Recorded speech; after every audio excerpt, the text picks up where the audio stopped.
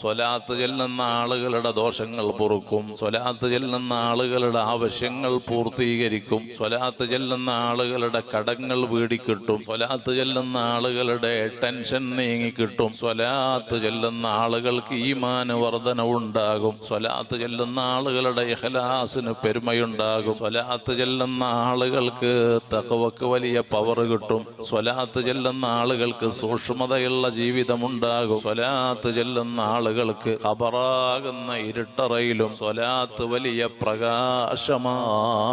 സ്വലാത്ത് വർദ്ധിപ്പിക്കുന്ന ആളുകളും മുത്തുനബി സല്ലല്ലാഹു അലൈഹി വസല്ലം തങ്ങളും വലിയ ബന്ധത്തിലെന്ന് തങ്ങൾ നമ്മെ പഠിപ്പിച്ചല്ലോ. ഇന്ന ഔലന്നാസി ബി യൗമൽ ഖിയാമത്തി അക്തറുഹും അലയ്യ സ്വലാ.